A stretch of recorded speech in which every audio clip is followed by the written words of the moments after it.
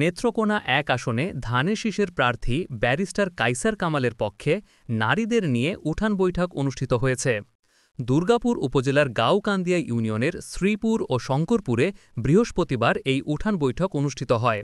Gaonkandia union বিএনপির মহিলা বিষয়ক সম্পাদক শরীফা আক্তার এই বৈঠক পরিচালনা করেন।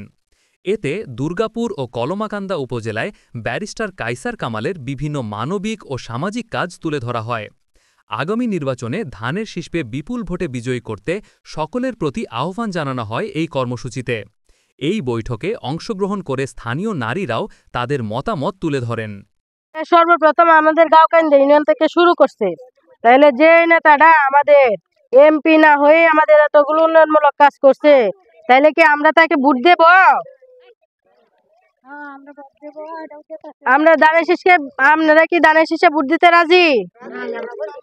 আচ্ছা, এই যে চাকরি বইছি কে লেগে দানের শীষে ভোট দেয়া, আমরা যাতে শান্তি মতো থাকতারি, গড় শুয়ে ঘুমাইতারি, একটু সন্তানা দিলে ভাত টাত খাইতে পারি শান্তিতে। আমাদের এই গাঁওকান্দিয়া ইউনিয়নে সকল কিছুর উন্নয়ন হবে, রাস্তাঘাট, ব্রিজ, কালভার্ট, মসজিদ, মন্দির, স্কুল, মাদ্রাসা, সকল কিছুর উন্নয়ন হবে।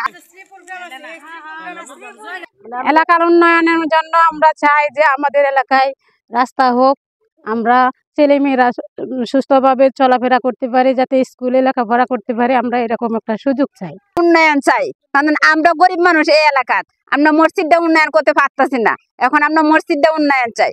আমরা শিশুরা স্কুলে যায়, অতদের রাত স্কুলে যায়, স্কুলে যেতে পারে না, আমরা স্কুল চাই। আমরা আপনাদের যাতে আমরা পাশে সবসময় পাই, আর আমরাও থাকবই।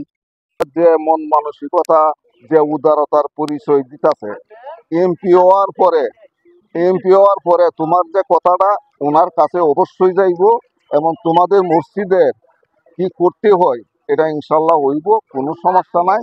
তুমি আশা রাখো, আমরা বলবো, এবং আমরা বলার আগে এই যে তুমি যে কথাটা বলছো তোমার কথাটা ওনার কাছে যাইব।